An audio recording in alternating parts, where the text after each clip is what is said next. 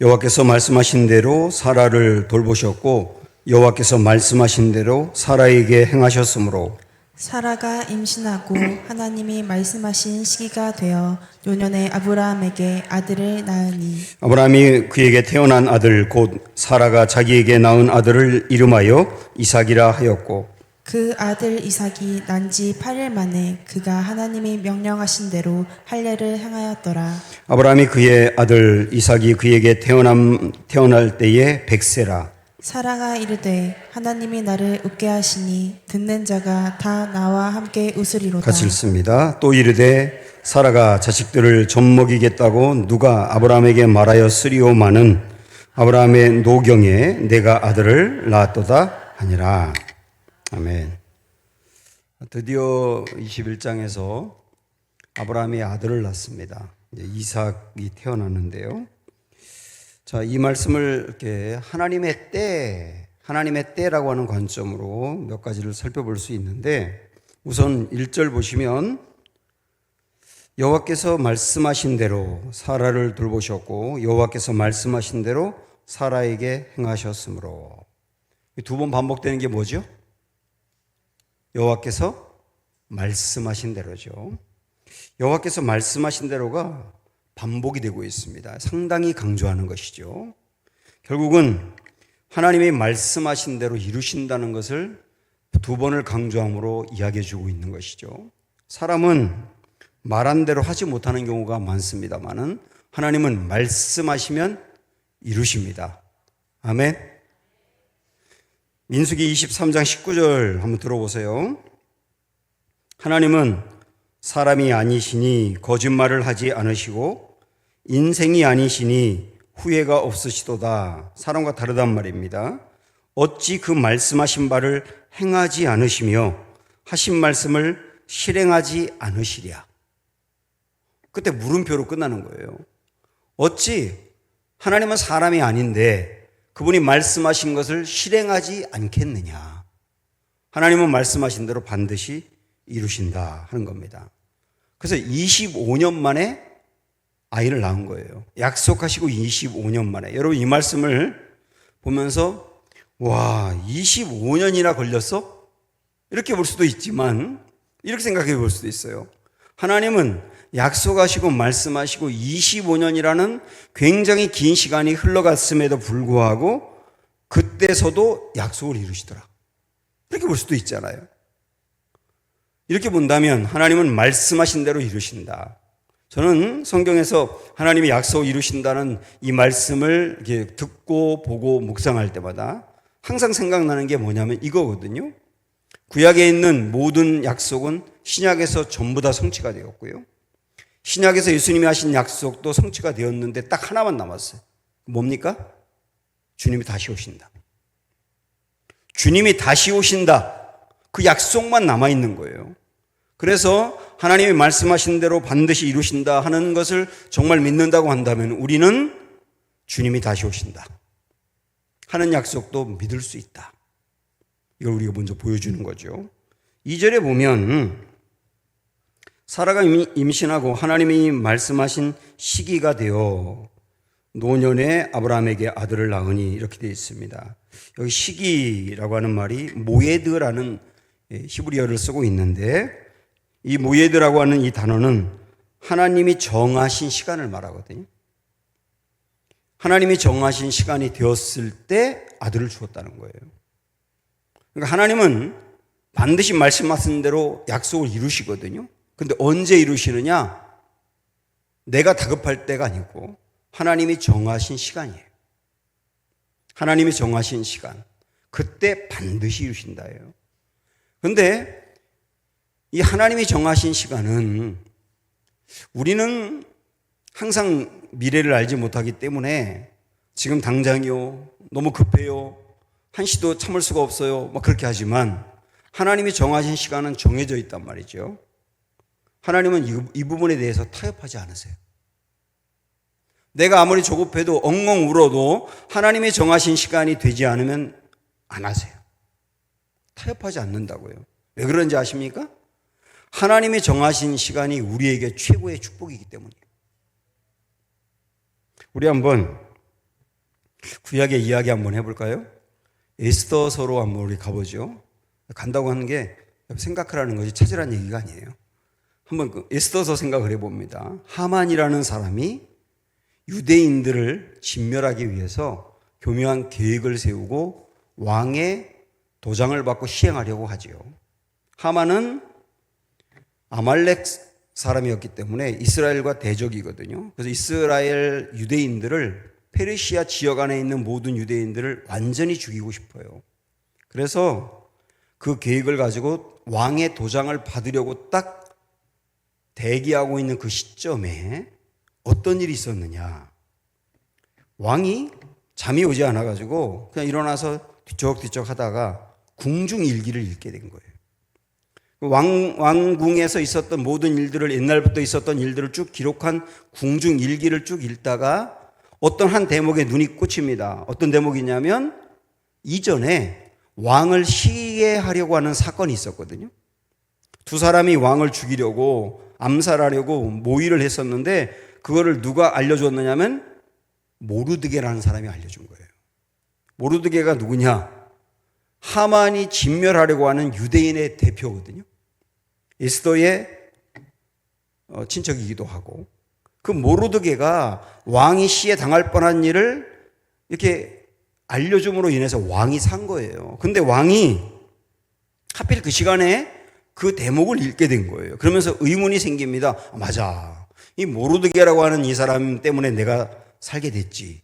그러면서 갑자기 어떤 생각이 드느냐면, 그러면 이 모르드게가 무슨 상급을 받았지?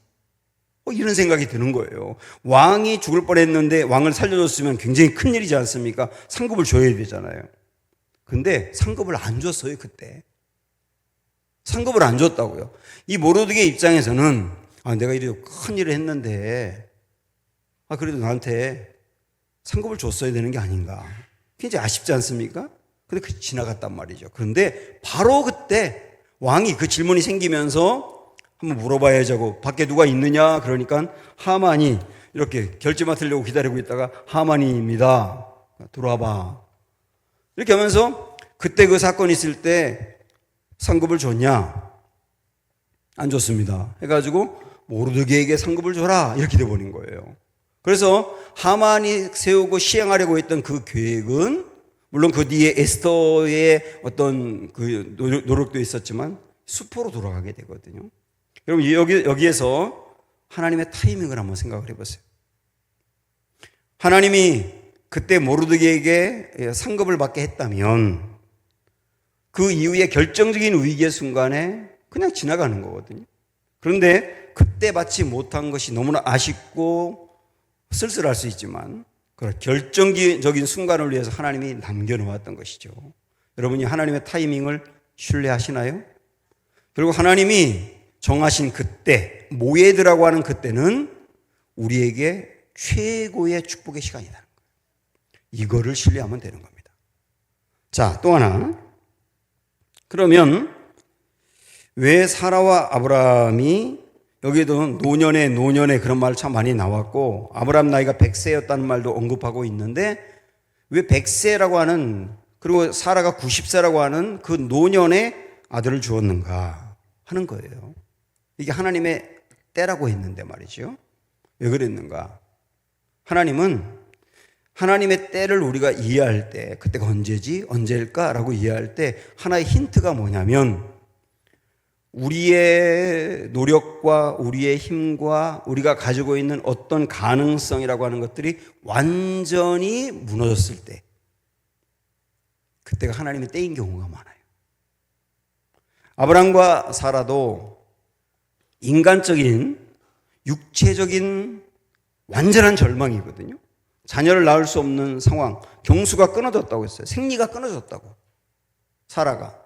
그때는 도저히 아이를 낳을 수가 없는 상황이지 않습니까? 아무리 노력을 해도 바로 그때 하나님이 아들을 줌으로 인해서 아브라함과 사라의 어떤 인간적인 노력도 0%가 되게 하는 거예요.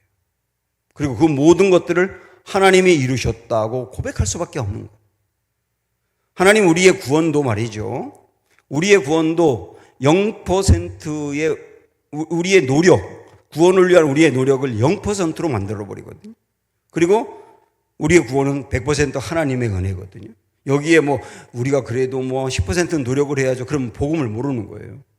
우리 구원을 위해서 우리의 노력, 가능성, 자격 0%. 왜 그렇게 하느냐? 에베소서 2장에 그랬지 않습니까? 자랑하지 못하게 하려고. 내가 받은 구원을 위해서 내가 이렇게 노력했다. 그래도 내가 기도했다. 그래도 내가 선하게 살았다. 그런 일말의 가능성도 완전히 없이 모든 은혜로만 구원을 받게 하려고 하셨다는 거예요. 그래서 이렇게 본다면 우리가 뭔가 문제가 해결되고 우리가 기도가 응답이 되고 그런 것도 좋지만 하나님은 그걸 위해서만 하나님의 때를 정하는 게 아니라 결국 우리의 노력은 완전히 영으로 만들어 놓고 오직 하나님의 은혜로만 이루어지게 함으로 말미암아 하나님의 이름이 드러나기를 원하시는 거예요. 하나님의 이름이. 나의 노력이 거기에 들어가면 내 노력이 들어갔기 때문에 하나님이 온전히 영광을 받는 게 아니거든요. 그리고 하나님의 이름이 온전히 드러나는 게 아니거든요. 내 노력이 0이 되어야만 하나님의 이름이 완전히 드러나시거든요. 그걸 원하신다는 거예요. 자, 또 하나 계속 때와 관련된 이야기를 우리가 하는데 또 하나 볼 게 뭐냐면 이제 이삭이 이 집에 태어남으로 인해서 그야말로 이름을 이삭이라고 줬는데 이삭의 뜻이 뭐예요? 이삭의 뜻.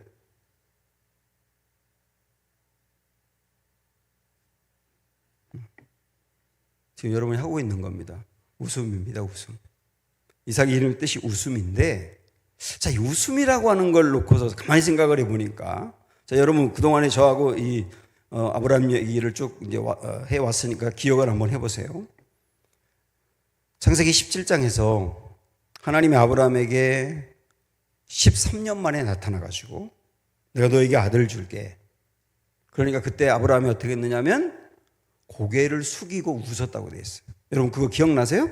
고개를 숙였다는 게 뭐냐면 설교할 때 하나님 역사하실 겁니다. 그러면 고개 숙이고 픽 이러는 거죠.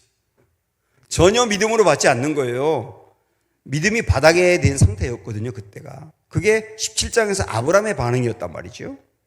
18장에서 하나님이 다시 한번 아브라함에게 나타나가지고 아들을 주겠다. 내년 이맘때 아들 가질 거야. 이렇게 말씀할 때 그 이야기를 누가 들었느냐면 사라가 들었어요. 사라가 듣고 어떻게 했습니까? 비웃었다거나 비웃었다. 그래서 하나님이 나중에 너 왜 비웃니? 그러니까 비웃지 않았는데요? 비웃었잖아. 뭐 그러면서 하나님이 티격태격하는 게 나오지 않습니까? 거기도 보면 사라도 아들을 주신다는 거에 대해서 전혀 믿지 않았어요. 아브라함도 전혀 믿지 않고 사라도 전혀 믿지 않았어요. 그런데 하나님이 이삭을 주었단 말이죠. 이걸 보면 하나님의 때가 되면 우리는 그런 생각을 가질 때가 많아요. 내가 믿음이 있어야 하나님이 이루어 주신다. 어떤 경우는 하나님이 우리의 믿음을 보고 이루실 때가 있습니다. 그럴 때는 필요한 대로 우리에게 믿음을 부어주시거든요. 그런데 하나님이 이루시는 역사 중에는 하나님의 때가 되면 꼭 우리의 믿음이 없더라도 하나님이 이루시는 경우가 있다는 걸 보여주는 거예요. 아브람과 사라의 믿음마저도 전혀 없어서 그들이 이 은혜를 받을 가능성과 자격을 완전히 잃어버린 것이죠. 믿음도 없다는 것은. 그런데도 하나님이 역사에서 은혜를 베풀어 주었다. 이거를 예기치 않은 은혜라고 말하거든요. 예기치 않은 은혜. 믿음이 있었다면 내가 기대하기 때문에 기대한 대로 받는 은혜지만 그러나 예기치 않는 은혜도 있다. 하나님의 역사는 그렇게 이루어지기도 한다. 라고 하는 것을 보여주는 말씀이에요. 그래서 때로는 내가 어떤 기도하는 내용에 대해서나 하나님 이루실 일에 대해서 내 믿음이 서지 않을 때도 기도하세요. 내가 믿음이 생기기 어려운 여건과 상황일 때에도 기도하세요.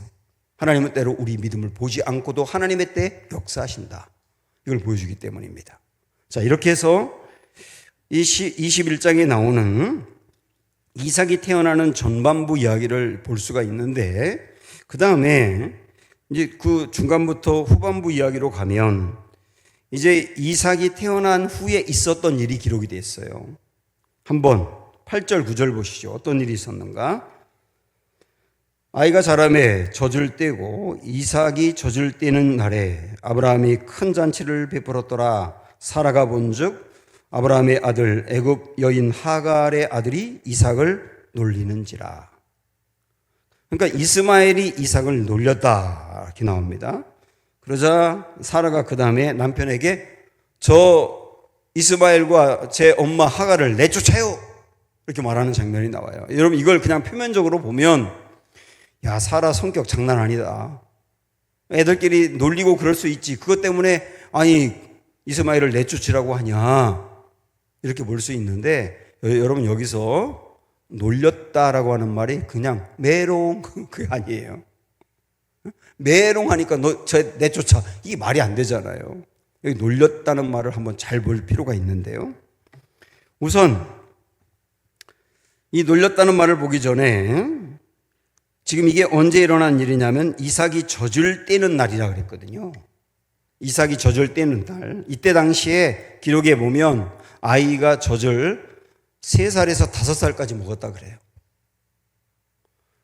그리고 기록에 가능한 오랫동안 먹이라고 권장합니다. 그래서 가능한 5살까지 먹은 거죠. 저도 엄마 젖 3살까지 먹었는데 저도 이때 살았으면 덜 먹은 거예요. 근데 자, 5살까지 먹였다고 할 때 그게 보통 그랬으니까요. 지금 이삭의 나이가 5살이면 이스마엘의 나이가 한 19살쯤 된 거거든요. 19살이면 우리 나이로 대학교 1학년인데 준서가 대학교 1학년이지 않습니까? 준서 나이란 말이에요. 준서 어디 있니? 준서 너 5살하고 노니? 안 놀잖아요. 대학교 1학년 다니는 학생이 유치원 다니는 5살 먹은 아이하고 안 놀잖아요. 관심이 없어요. 근데 여기 놀렸다고 나오는데 여기 놀렸다는 말이 히브리어로 작학이라는 단어를 쓰고 있는데 이게 물론 놀리다는 뜻도 있지만 다른 뜻으로 많이 쓰입니다. 어떤 뜻으로 쓰이느냐 제가 2개 이야기를 할게요. 첫 번째는 창세기 26장에 보면 이삭이 그랄이라고 하는 지역에 가가지고 자기 아내를 누이라고 거짓말해가지고 그 누이를 왕에게 빼앗겼죠. 아주 누이랜다. 아내를. 그런데 그 아내가 너무 그리웠는지 왕이 보지 않는 사이에 이삭이 아내를 껴안았다고 나와요. 이렇게. 이 껴안았다는 말이 어떤 뜻이냐면 성적으로 애무했다는 뜻이거든요. 일단 근데 거기서 껴안았다는 단어가 작학이거든요. 작학이라고 하는 단어는 성적인 표현을 하고 있는 거예요. 또 하나가 창세기 39장에 보면 보디발의 아내가 요셉을 유혹하는 장면이 나오지 않습니까? 요셉이 뿌리치잖아요. 그러니까 나중에 이 보디발의 아내가 남편에게 뭐라고 말하냐면 저 히브리 저놈이 나를 희롱했다고 나와요. 희롱했다는 말이 작학이거든요. 여기서 희롱했다는 말은 성희롱을 말하는 겁니다. 자, 그러면 잘 생각을 해보세요. 여기 작학이라고 하는 놀리다고 번역한 이 단어가 결국은 어떤 용어였느냐 하면 결국은 성적으로 희롱했다 내지는 성적으로 학대했다 이런 의미가 되는 겁니다. 남자애가 남자아이를 그거거든요. 결국은 대학교 1학년 되는 청년 아이가 5살 먹은 유치원 아이를 같은 남자고 같은 남자인데 남자가 남자아이를 성적으로 희롱하고 학대했다는 얘기예요. 그거를 엄마가 받고 엄마가 깜짝 놀래가지고 당장 내보내세요라고 말한 거예요. 이러면 정황이 뭔가 맞지 않습니까? 이전에 우리가 이 창세기 말씀을 앞에서부터 보았는데 여러분 기억하세요? 노아가 술 먹고 취해서 하체를 드러내고 잔 적이 있죠. 그거를 누가 봤습니까? 함이 봤어요. 그런데 함이 봤는데 노아가 저주하는데 누구를 저주하느냐면 가나안을 저주해요. 가나안이 누구예요? 함의 아들이에요. 그래서 제가 그때 말씀드렸지 않습니까? 함이 봤는데 가나안을 저주하는 건 말이 안 되는데 그건 뭘 의미하느냐? 가나안이 아버지와 함께 할아버지의 하체를 보고 거기서 성적인 어떤 유혹을 느꼈다는 거죠. 동성애를 말하는 거예요. 동성애. 동성애의 그 유혹을 느낀 거죠. 그 아이가 이름이 가나안인데 그 아이가 산 곳이 가나안 땅이에요. 가나안 땅은 그 가나안이 산 곳이기 때문에 가나안 땅이 된 건데 그 가나안 땅이 여러분 나중에 보면 가나안 땅 그러면 아주 성적으로 여간물란한 데가 아니거든요. 하나님께서 가나안 땅에 있는 사람들을 내쫓고 이스라엘 백성들 들어가서 살게 한 이유가 뭐라 그랬어요? 그 땅이 그들을 토해냈다. 너무 가증스럽고 볼 수가 없어서 토해냈다. 그래서 그들이 짓는 온갖 죄악들이 성적으로 말이 아니었다는 거죠. 근친상간은 말할 것도 없고 동물과 하는 수간, 동성애 이런 것들이 즐비했던 거예요. 그 가나안 땅에. 그리고 가나안은 그 종교가 말이죠. 여사제가 그냥 제사를 드리는데 옆에서 돕고 하는 그런 차원이 아니라 여사제가 그룹 섹스가 이루어져요. 여사제와 함께. 이거는 그때 당시에 기록으로 충분히 밝혀진 거거든요. 그룹 섹스가 이루어진다고요. 그래서 그 그룹 섹스가 종교의 행위예요. 그러니까 이 음란하고 음용한 그런 일들이 종교 의식으로 들어갔다고 보면 이 가나안 사회가 얼마나 성적으로 타락했는지 짐작할 수 있지 않습니까? 거기에 이스마엘이 살았던 거예요. 이스마엘이 거기에 살면서 그 영향을 받은 거죠. 동성애를 너무나 자연스럽게 하는 그 영향을 받아가지고 이 어린 유치원쯤 되는 아이를 성적으로 학대했단 말이죠. 그리고 그 아이를 내보내야 된다고 결정했던 겁니다. 이 동성애 얘기를 제가 이 금요기도회 시간에 많이 말씀을 드리는데 이 동성애 문제가 지금 한국뿐만 아니라 교회 안에 아주 심각한 문제가 되어가지고 이거를 이렇게 설렁설렁 지나갈 수가 없는 일이 되어서 이거를 다음 세대들부터 체계적이고 조직적으로 동성애 문제가 무엇이고 제대로 가르쳐야 되겠다. 그래서 이번에도 우리 전사님하고 조순자 권사님이 강화도 가서 교육을 받고 왔거든요. 저도 갔다 온 거 들은 다음에 깜짝 놀란 것이 여러 가지가 있는데 우리 보통 동성애를 옹호하는 사람은 동성애를 본능이라고 얘기한단 말이에요. 본능이 아니에요. 어떤 청소년 시기나 이럴 때 여자가 여자아이를 좋아하고 남자가 남자아이를 좋아하는 그런 성향들이 그때 있어요. 저도 학교 다닐 때 남자가 남자아이를 좋아하고 그런 일이 있었어요. 그런데 그게 말이죠. 조금 나이가 먹어서 대학생이 되고 그러면 그냥 없어져 버려요. 그런데 지금은 이 시대 문화가 여러분 드라마 잘 보세요. 그 다음에 영화도 잘 보세요. 그래서 아이들이 가지고 있는 교과서에 가족을 소개하면서 여자와 여자 사이에 애가 있는 거예요. 이런 가족을 계속 소개함으로 말미암아 이런 문화들이 그냥 동성애를 자연스럽게 받아들이게 만들고 부추긴단 말이죠. 그러다 보니까 시간이 지나면 그런 성향과 경향이 좀 있었던 아이들이 자연스럽게 원래 모습으로 돌아오게 되는데 그게 아니라 그 부추기다 보니 그 아이들이 빠져버리게 되는 거예요. 평생 가는 거죠. 뭐 이런 제가 일부만 말씀드렸고 앞으로 또 우리가 배우게 되겠습니다만은 이런 동성애 문제가 여기 이제 심각하게 나와 있는 것이죠. 자, 그러면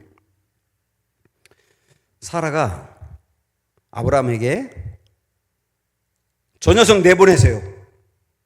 이렇게 말했단 말이죠. 그걸 봤기 때문에 내보내라고. 근데 아브라함은 고민합니다. 내보내야 되긴 할 것 같은데 그래도 걔도 자녀이기 때문에 어떻게 쉽게 내보내겠어요. 그동안 또 19년 동안 키웠는데 고민할 때 하나님이 말씀하세요. 한번 10절부터 12절 보세요. 그가 아브라함에게 이르되 이 여종과 그 아들을 내쫓으라.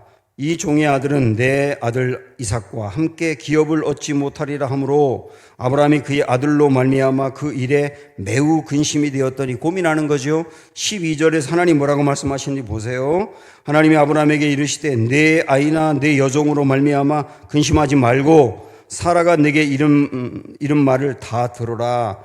이삭에게서 나는 살아야 내 씨라 부를 것임이니라. 하나님이 뭐라고 말씀하십니까? 단호하게 내쫓으라. 표면적으로 보면 성경을 잘 모르는 사람들이 보면 하나님 너무 잔인하다. 아니 그래도 어떻게 애를 내보내냐. 하나님 너무 냉정하다. 사랑이 없다. 이렇게 말할지 모르지만 자, 이 부분을 영적으로 좀 해석할 필요가 있고요. 그리고 이 부분을 바울은 어떻게 해석했는지를 우리가 보면서 이 부분을 적용할 수 있어야 되거든요. 이스마엘을 내보내라 라고 하는 이 말씀을 우리는 어떻게 적용해야 되는가? 갈라디아에서 있는 말씀을 보고 싶어요. 이건 찾아가셔야 됩니다. 갈라디아서 4장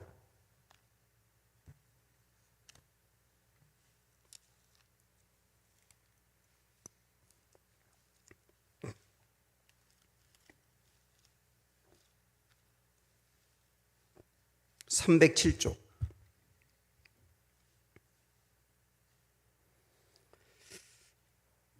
이 바울은 놀라운 신학자인데 구약에 있는 말씀을 가지고 그거를 복음적으로 영적으로 해석하는 거예요. 그러니까 아브라함에게 하나님이 너 이스마엘 내보내라고 했던 것을 바울이 어떻게 해석하는지 보세요. 바울이 해석한 게 성경에 있는 것은 하나님의 해석인 겁니다. 자, 우리 22절부터 봅니다. 22절, 23절 집중해 보세요. 기록된 바 아브라함에게 두 아들이 있으니 하나는 여종에게서 하갈에게서 난 이스마엘을 얘기하고 하나는 자유 있는 여자에게서 났다 하였으며 이삭을 얘기하는 거죠. 23절 여종에게서는 육체를 따라 났고 자유 있는 여자에게서는 약속으로 말미암았느니라 그랬잖아요. 자, 이걸 보면 잠깐 저를 보세요. 그러니까 하갈이 낳은 이스마엘은 육신의 자녀라는 거예요. 그리고 사라가 낳은 이삭은 약속의 자녀다. 그런데 이거는 또 어떻게 해석할 수 있느냐면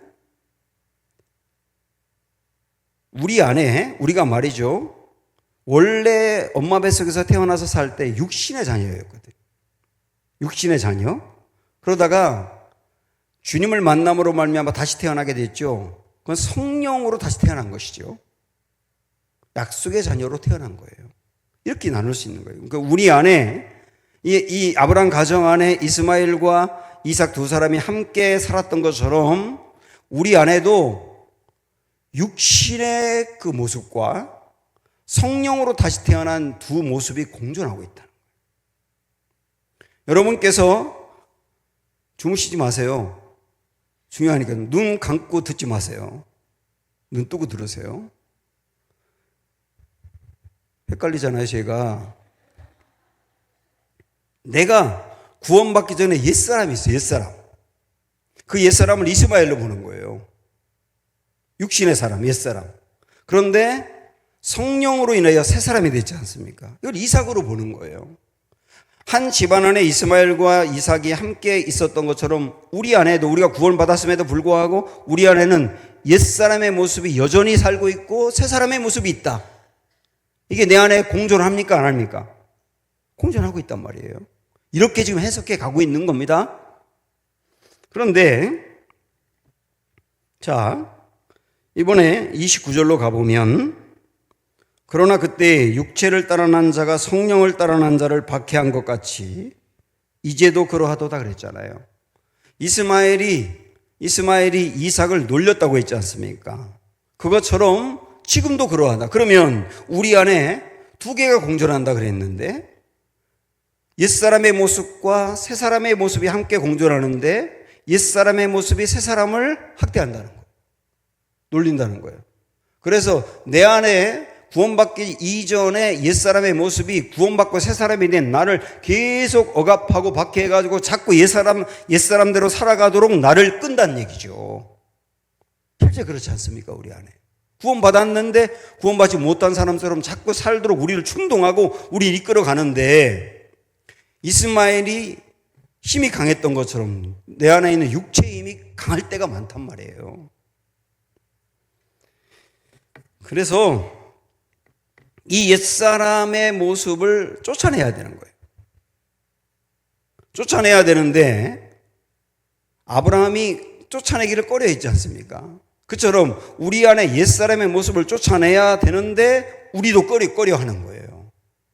옛사람의 모습이 내게서 확실하게 나가게 해야 되는데 그걸 내가 자꾸 붙들고 있는 거, 안타깝기도 하고 아쉽기도 하고 뭐 그래서 붙들고 있는 겁니다. 지금 우리 얘기하고 있는 거잖아요. 이때 하나님께서 뭐라고 말씀하셨어요? 내보내 그랬잖아요. 30절 보세요. 이 말씀 보면 그러나 성경이 무엇을 말하느냐, 여종과 그 아들을 내쫓으라 이렇게 말씀했잖아요. 내쫓으라. 하나님 말씀하신 것처럼 우리 안에도 옛사람의 모습이 여전히 남아있는데 그거 내쫓으라는 거예요. 근데 그 다음 말씀 보시면 여종의 아들이 자유 있는 여자의 아들과 더불어 유업을 얻지 못하리라.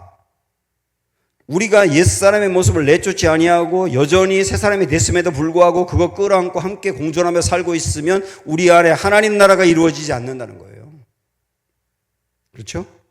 내 안에 하나님 나라가 이루어지지 않는다. 내쫓으라요. 근데 이게 내쫓는 게 어렵지 않습니까? 그래서 5장으로 넘어가면 어떻게 내쫓아야 되는지를 말씀하고 있어요. 16절로 가보세요. 제 말씀 잘 듣고 있는 거죠? 5장 16절. 내가 이르노니 너희는 성령을 따라 행하라. 그리하면 육체 욕심을 이루지 아니하리라. 육체 욕심이 옛사람을 말하는 겁니다. 우리 안에 있는 옛사람을 어떻게 이길 수 있느냐? 성령을 따라 행할 때 가능하다. 17절에 육체의 소욕은 성령을 거스르고 성령은 육체를 거스르나니 이 둘이 서로 대적함으로 이스마엘과 이삭이 대적하는 것처럼 우리 안에 그 두 개의 나가 대적하고 있는데 이걸 어떻게 쫓아내야 되느냐? 성령을 따라 행할 때 가능하다. 18절에 뭐라고 말했습니까? 너희가 만일 성령의 인도하시는 바가 되면 이렇게 나와 있잖아요. 성령이 우리를 온전히 지배해서 나를 이끌어 갈 때 드디어 육신이 죽는다는 거예요. 옛사람이 그때 떠난다는 겁니다. 그래서 내 안에 있는 옛사람, 계속 불쑥불쑥 올라오는 옛사람을 죽이려고 애쓰고 노력하는 것으로는 불가능합니다. 어떻게 하라고요? 성령을 따라 행하라. 성령이 나를 온전하게 지배하도록 해라. 성령 충만해야 한다. 성령이 나를 지배하는 것만큼 이길 수 있다. 이게 우리가 해야 될 일인 것이죠. 이렇게 해나가야 되는 거죠. 그래서 이 말씀을 바울이 갈라디아서에서 어떻게 해석했는지를 쭉 보았습니다. 자, 오늘 본문으로 다시 돌아가서 창세기 21장 다시 가면 하나님이 내보내라 그러니까 굉장히 아쉽고 내보내기가 어려웠지만 아브라함은 순종합니다. 14절 보세요. 아브라함이 아침에 일찍이 일어나 떡과 물 한 가죽 부대를 가져다가 하갈의 어깨에 메어주고 그 아이를 데리고 가게 하니 하갈이 나가서 부엘세바 광야에서 방황하더니 내보냈어요. 그죠? 어렵고 힘들지만 내보냈어요. 순종했어요. 그러니까 순종하고 난 뒤에 어떤 일이 일어났을까? 이건 우리 개념으로 말한다면 이스마엘을 내보낸 것은 내 안에 있는 옛사람을 내보내고 새 사람의 모습을 갖추었을 때 어떻게 되는가 합니다. 두 가지가 일어나요. 하나는 22절, 23절 그때에 이렇게 우리 성경으로 그때에라고 했는데 이 원어에는 바로 그때 이렇게 나와요. 바로 그때. 이때가 언제일까요?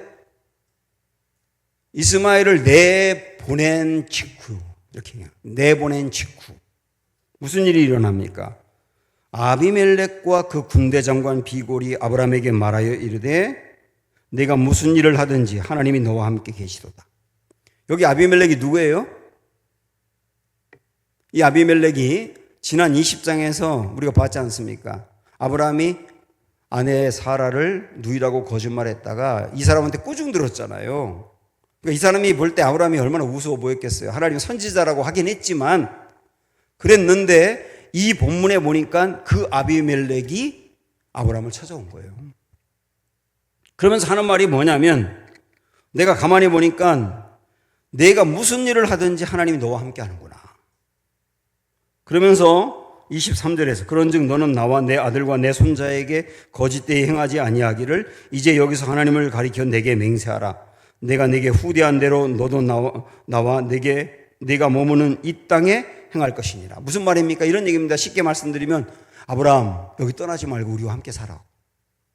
응? 우리 서로 공격하지도 말고 서로 어울리면서 화합하면서 함께 살아. 떠나지 말라고 붙드는 거예요. 아비멜렉이. 그러니까 이 아비멜렉이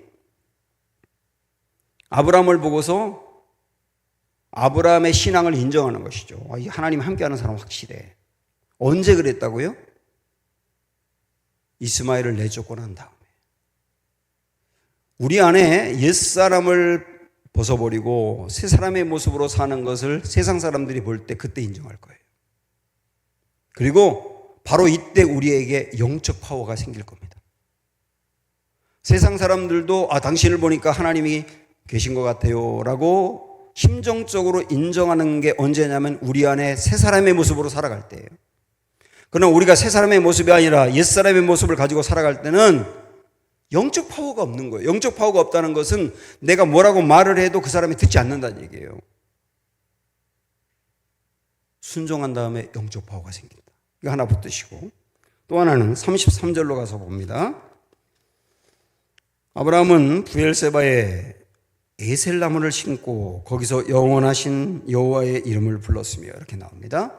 에셀나무는 이전에도 제가 소개한 적이 있는데 광야에 있는 나무인데 굉장히 큽니다. 왜냐하면 뿌리를 20m에서 30m까지 내려요.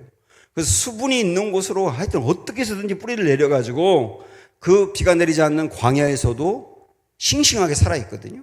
그래서 에셀나무를 심는 이유는 광야를 가는 나그네들이 쉬어가게 하기 위해서요. 그늘을 제공하기 때문에 그 그늘이 있어서 나그네가 그곳에서 쉬었다 가는 겁니다. 그게 이때 당시에 관례였다 그래요.